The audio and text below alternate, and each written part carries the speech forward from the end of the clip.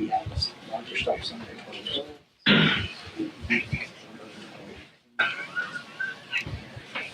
Okay.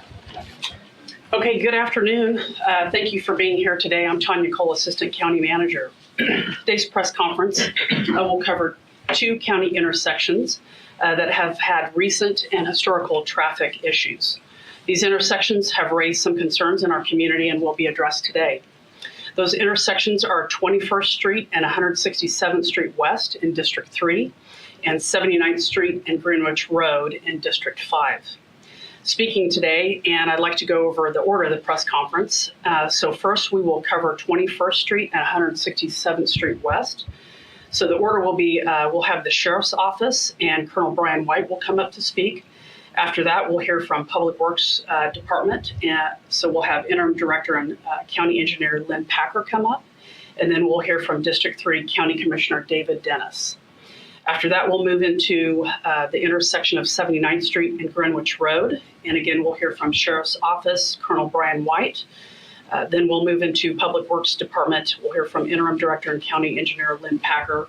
And then we will hear from District 5 County Commissioner Jim Howell. After that, we'll make it open for Q&A from the media. So with that, I'd like to turn it over to Sheriff's Office Colonel Brian White. And again, we'll be going over the intersection of 21st Street and 167th Street West.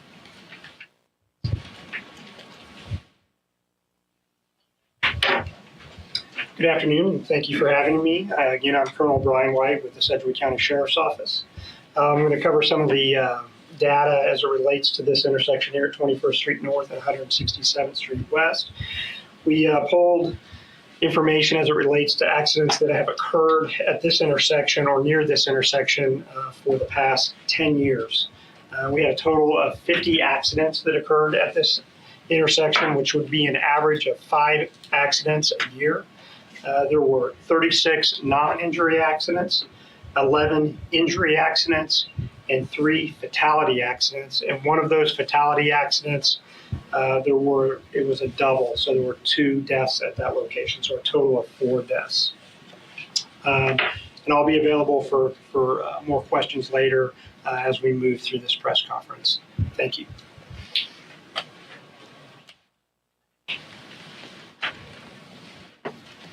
Good afternoon. I'm Lynn Packer with County Public Works. The intersection of 21st and 167th has had some recent accidents. As the sheriff noted, 50 accidents over the last 10 years. We have looked at traffic patterns and traffic volumes out there for a number of years. The last official study was in 2019. At that time, the study indicated that no changes were warranted in what was existing traffic devices out there. However, we did add a placard to the stop sign indicating that the cross traffic does not stop, just to go above, a little further above and beyond. The flashing beacons at the intersection have been in use in one way or another for over 30 years out there. We have a new study underway right now. We are looking at both some short-term actions we're taking as well as long-term recommendations. The study that we're conducting will basically result in any long-term recommendations. In the meantime, we have added reflectors to the double posts that are on for the stop signs. We are adding either tomorrow or the next day, we'll be adding stop ahead signs on 160, an additional stop ahead warning on 167th. And then we'll also put intersection warning signs on 21st Street ahead of the intersection. As well, we've already contacted Evergy and we're working with them to eliminate the intersection. Most of the accidents have not been nighttime oriented, but we know elimination out there in general is a benefit. Public Works is going to complete the study according to established guidelines and practices. We're engineers. We're going to look at the data. We're going to look at what's out there. Any recommendations that we have will be based on the study. We'll be very deliberate and very calculated with making sure that the appropriate recommendations are made, and we're not going to do anything that's going to make the situation worse. We just want to see that anything we do be a stark improvement. Thank you very much.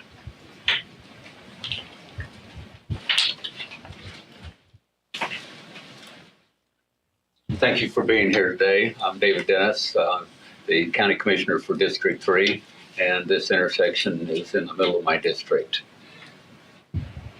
Today we've heard from the Sheriff's Department, so we know exactly how many accidents we've had in the past, and we track that data constantly.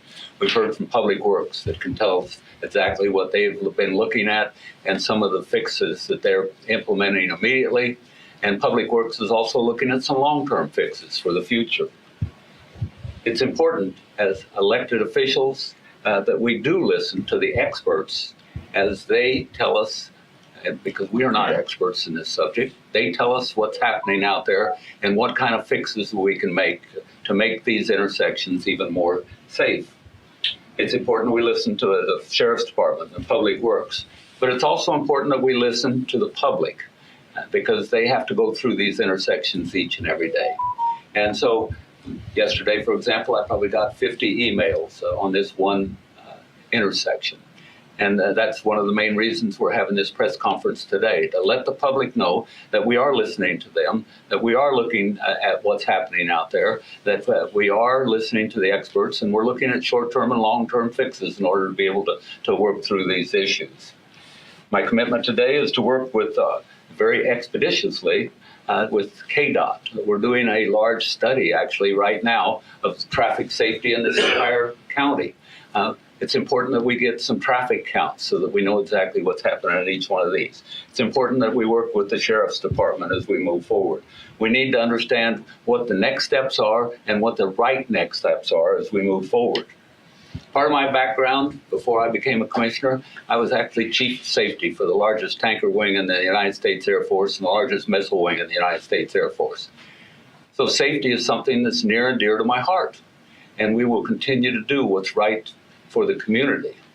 But one thing that as we've been looking at each of these accidents, and there was actually an accident this morning again, which was a rear end because someone was going too fast and ran into the back of someone else at that same intersection. Most of these accidents are due to personal error.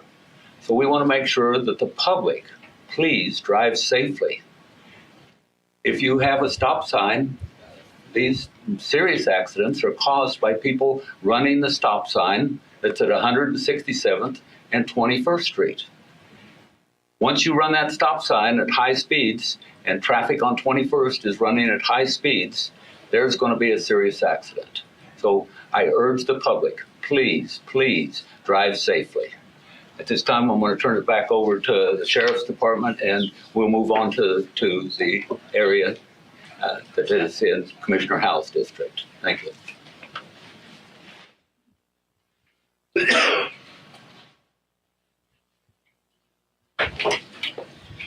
Thank you, Commissioner Dennis. We'll move on to Greenwich Road at 79th Street South. We took a same historical look here. We went back 10 years. There were a total of 42 accidents at or near this intersection during that time frame. 26 of those were non-injury accidents. 15 were injury accidents, and we did have one fatality accident at that intersection. There was an average of 4.2 accidents per year at this intersection. Thank you.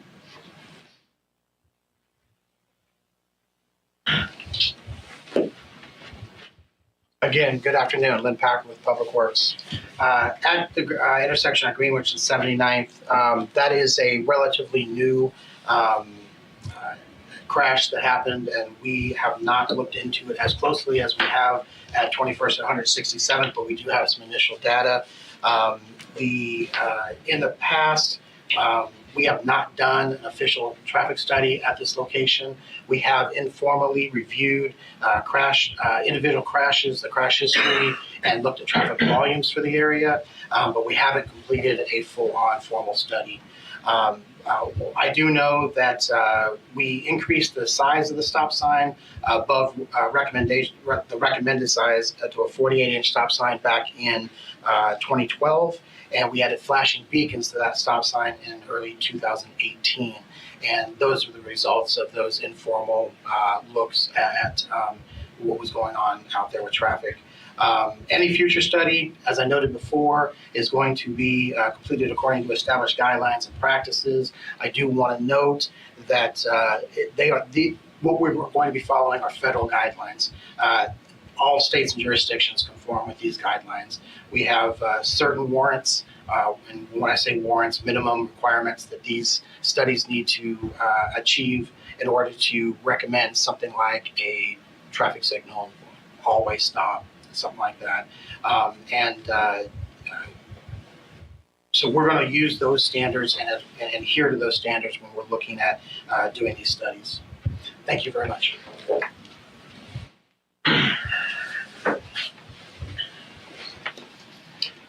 I also want to say thank you for taking interest in this topic today. The people I'm hearing from in the community are they want to see something done, and they obviously look at the county commission to see what the appropriate response is. And I appreciate the comments of David Dennis. I agree with everything he said. First of all, I'll just say that we'd like to be data driven. We have to be objective and analytical. We look at the science, what helps the traveling public get around it most safely. We have to be safe, but we have to be reasonable. And so we want to make sure we have the right amount of traffic controls in place. And that's what we have experts like Lynn Packer here who look at the data from a scientific perspective. And they make recommendations based on national standards for what is considered safe for the traveling public.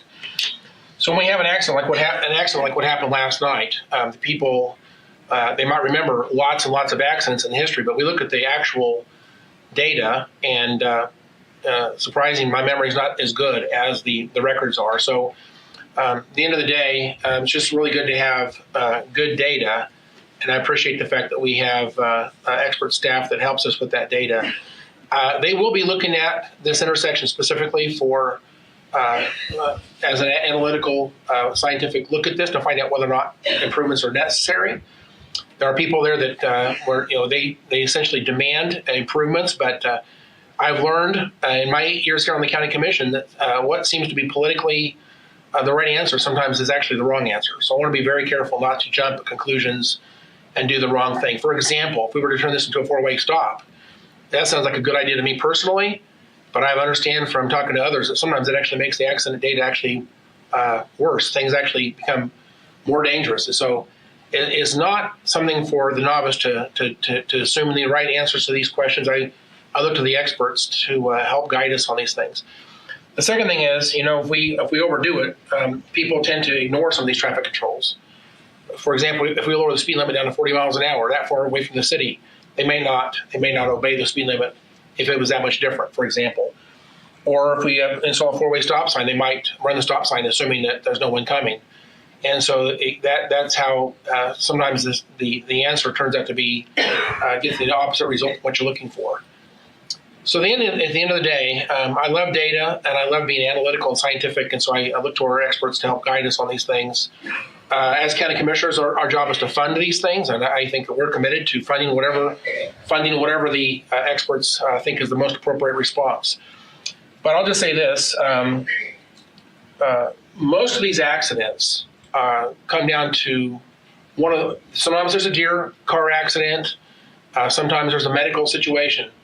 The vast majority of these accidents is human error. And so if people want to be safe, the thing you can do is learn to be more of a defensive driver. Keep your hands on the wheel. Disregard your cell phone. Keep your eyes on the road. Make sure that you're awake when you're driving. Don't get distracted. And in this case, yesterday, I'll just say this. For some reason, the southbound vehicle did not stop at the 48-inch stop sign that had a red flashing beacon on it. I don't know why that happened. But the things were in place for the driver to see that stop sign. So I don't know what caused that to happen. But it wasn't because we didn't put a stop sign of the largest size possible. Maximum size, according to the law, is 48 inches. That's a 48-inch stop sign with flashing red beacon on it. And other signage warning you that cross traffic does not stop. So at the end of the day, distracted driving or human error is what causes most of these accidents. We want the traveling public to be safe, get where they need to go as quickly as they possibly can, but to protect other drivers by being a good driver yourself And we want to make sure we protect people's precious property tax dollars by not doing things that are not warranted or things that are outside reasonable. So with that, we want to be very data driven and do the right thing at the right time for the right reasons. And so I look to these experts and look forward to the answers from this study. And I appreciate the chance to speak to this and look forward to doing the right thing at the right time. Thank you. Okay, thank you. We will open it up to any questions that you have, and if there's someone you specifically want to hear from, just you might let me know that. I've got one for Public Works on 167th and 21st. Yes. So you mentioned that there was a study underway right now. When did that start? Was it due to some of the complaints that we've heard from some residents? I know I talked to some today about that intersection. Was it one that had already been planned? And then how long do these studies usually take to kind of get done and gather the information you guys need? That's a good question. We actually initiated this study after the last accident that was out there. It was something we look at whenever we're notified of serious crashes once they occur, and we look at those, and then that's when we're always kind of informally looking at the crash data and seeing what's out there. In this particular case, it was determined that the last study we had in 2019, we knew that there were no warrants hit at that time, but we have new traffic data. We can go out there and get our traffic data out there for volumes is now a little over a year old.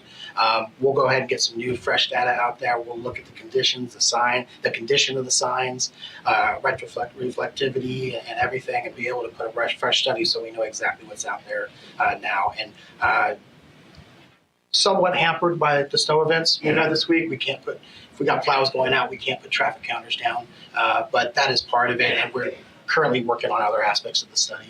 And you mentioned the last accident. Was that the one that was 2 weeks ago at the intersection? That is correct. Okay.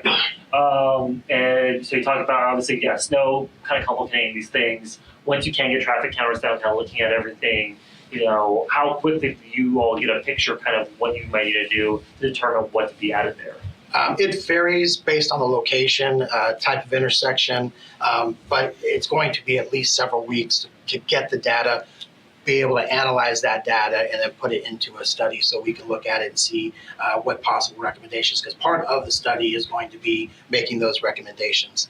And so getting the data and formulating what it's telling us is the first part of that, and then coming up with a recommendation based on that is the next step. And it's never seems to be just cut and dry that the data says this is our option. So we need to be able to look at it and formulate what is prudent action to take out there. And Commissioner Howell mentioned there kind of towards the end of his remarks about, people would think, putting just 4 lights there would be the solution, and that may not necessarily be the case. Speak to that a little bit. Actually kind of explain, I know the residents I talked to today, the big thing they want is to make that a 4-way stop and all that stuff. That's how, in their minds, is the solution. Talk about how, if that is or is not the best solution, kind of how you guys determine this type of stuff, because obviously this is things that were way above, I think, a lot of people's pay grades. Absolutely. The first thing I'll say, and I'll preface this by saying that we're going to let the study tell us what is the prudent action that is out there and what's appropriate. However, in general, speaking in general terms, I know the public really likes to see traffic signals go up everywhere. And they generally like to see them until they're stuck at the red light waiting and they want to go. But when you prematurely put in traffic signals, for example, you are most definitely going to be increasing the number of crashes at that intersection. They probably are going to be less severe because they're going to be rear ends, but we can point to just about every signalized intersection in the county and can tell you that the crash rate at that intersection increased once the stoplight went in, or the traffic signal went in. And stop signs are very similar. People, especially 167th and 21st, that is a commuter and local route everyone uses. They're very familiar with it. We call them familiar drivers. When you suddenly go out there and put in a stop sign where one hasn't existed for their entire life, it takes the human factors part of it comes into play. They're not looking for it. They're not expecting to see it. And I guarantee you, people who had no intention of blowing by that sign are going to do it. It's because they don't expect it. So we have to take precautions when we do take such actions so that they know it's coming and can prepare for it. So yeah, we look at all of that, and I know traffic signals are highly regarded as something that will save everybody. But it's a matter of fact, if you're not stopping at a stop sign with advanced warnings and placards and extra reflectivity, because you're driving distracted, you probably are going to miss the red light as well. I'm not saying that the traffic signals don't help, but they definitely could be do more harm than good if put in an inappropriate location. As far as the traffic lights are concerned, that has been, obviously, everyone is saying that would solve the problem. I don't know if it will or not, but you will remember years ago, 53rd and 119th, prior to Aunt May's annexing that was the county's responsibility. That signal was put in after multiple crashes. 47th and Rock Road, 53rd, 55th and Rock Road. There are lots of intersections within the county that are signalized right now that appear, I don't know this, that's why I'm asking, is that they don't have as much traffic flow as 21st and 167th. What decision is going to be made, or how will the decision be made to signalize it or not? What is the data that's going to Yes. Is it crashes or is it? It's a very good question. I talked earlier about warrants that have to be met. There are, for example, for a intersection traffic signal, we're looking at 9 different warrants you look at. You only have to meet one of those warrants in order to validate the need for a traffic signal. In general, you only need to meet one. Most of them are traffic volume oriented. However, one of the warrants in and of itself is the crash rate. So we do look at both the crash rates as well as the volume of traffic that's out there. And we also look at, we understand West Wichita especially is an area that's growing quite rapidly. I also serve on a lot of the planning functions for Public Works. I see the plats coming, the subdivisions, and then we see where the growth is. We take all that in consideration. So 53rd and 119th is one where we did, I can't tell you right now whether that was a crash warrant or if it was a volume warrant that was met, but that I do know that signal went in after we met a warrant and could go ahead and justify putting that in there. Are there warrants or the specifications available that we can look so we can? Yes, so the public can there are see? federal guidelines. You can Okay. find them online, but Okay, yeah, that's great. Yeah. I was just making sure that they're available. Question for Commissioner Dennis about the intersection quick.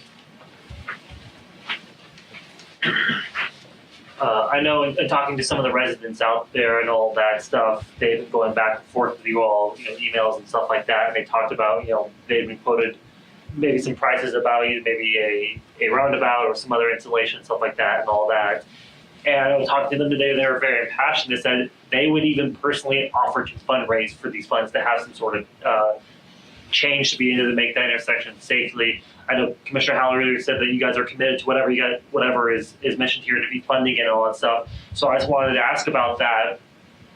When these results come back, is this something that the county can act on pretty quickly in trying to fund the changes to these intersections, or is it something to where you will go to those residents in the area and figure out a way if they're willing to either take a small tax increase to pay for something like that, work out a plan to kind of fix that funding?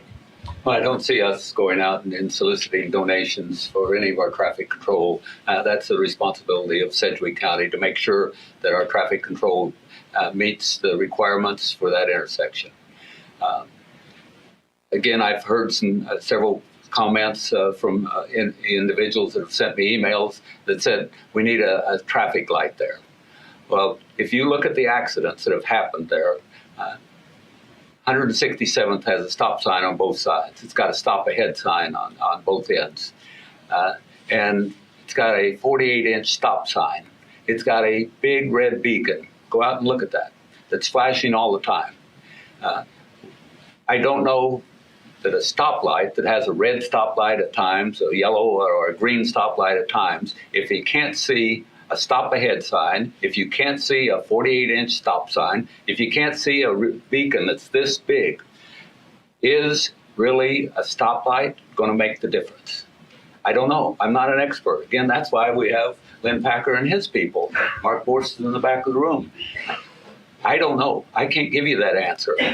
I still am guaranteed in my heart, know that it is a human factors issue that's happening out there. People are running that stop sign at 167th and 21st Street, and they're T-boning somebody else.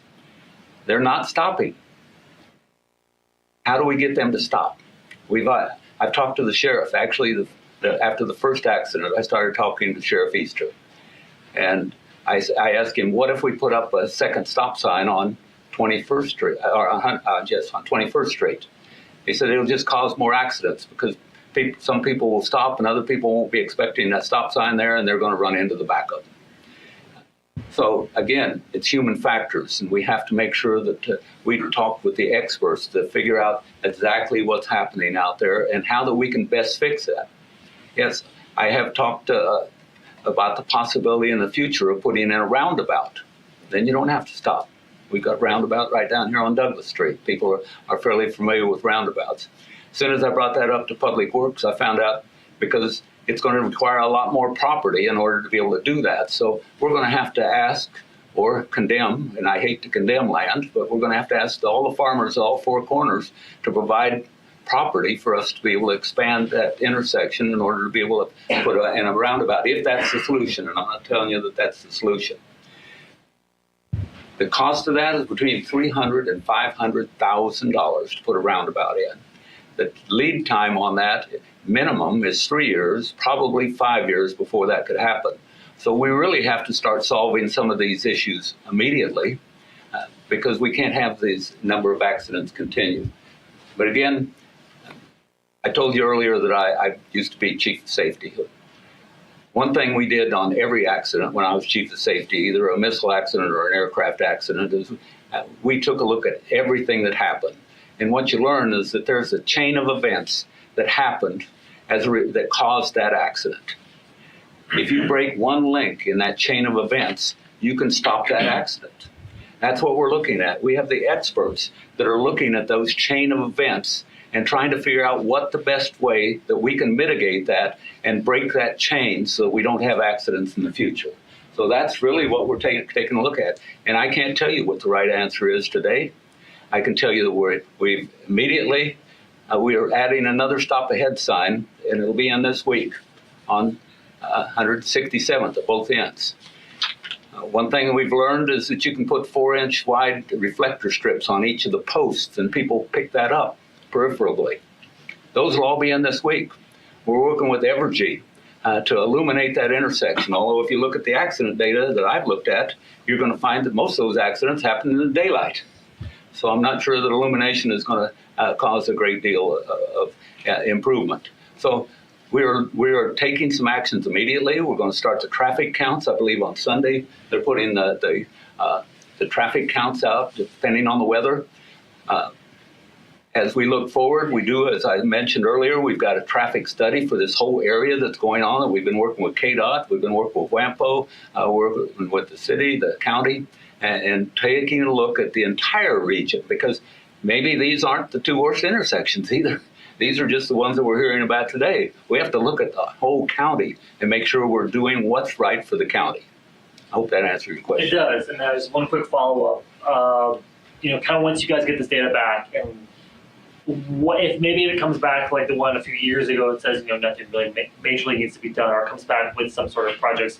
How do you all, whether it's with this project or with 77, better communicate to your constituents in this area? Because a lot of them, they're upset, they think in their mind they have this idea that simply, like we've talked about, putting in the traffic lights and that'll fix it. How do you communicate in an effective way to kind of mitigate their anger and their fear about the situation, but also make sure they know you guys are trying to do your best with this? I appreciate that. We have a great communications department here. They actually set up this press conference today, and this is one of the ways we're communicating with the community to tell them that we are doing things. We are looking at this. You're going to look at our Facebook page. This is being live streamed on YouTube and Facebook. So we're trying to get the word out through every means that we can that the county is definitely looking at these issues in this area, and not only in this area, but we're looking at these issues throughout the county. We have 900 square miles in this county. And we're maintaining 600 miles of road out there that just the county is. And so we have many stop signs, stoplight, well, not too many stoplights, but many stop signs, yield signs, and so forth. And we take a look at these constantly. But again, we get emails, and I answer every one of my emails. So a lot of people received emails from me in the last day or so. But we rely on our communications department to help make sure that we get the word out. I have one follow-up for Colonel White. Yep.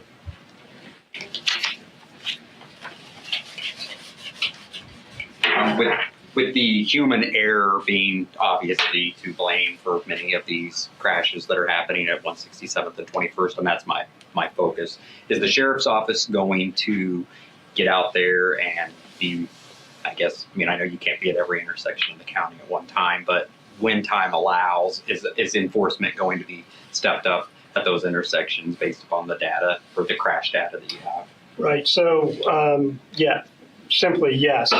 We put an order out to our patrol deputies to increase enforcement in that area.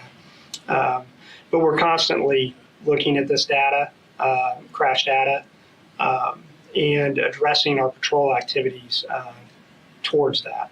So this isn't something that is happening on a one-time deal. We are constantly reviewing, understanding where crashes are occurring, and tailoring our enforcement efforts towards that. We'll take one more question if you have one. Thank Great, you. thank you for being here this afternoon. Thank you. Appreciate it. Thank you.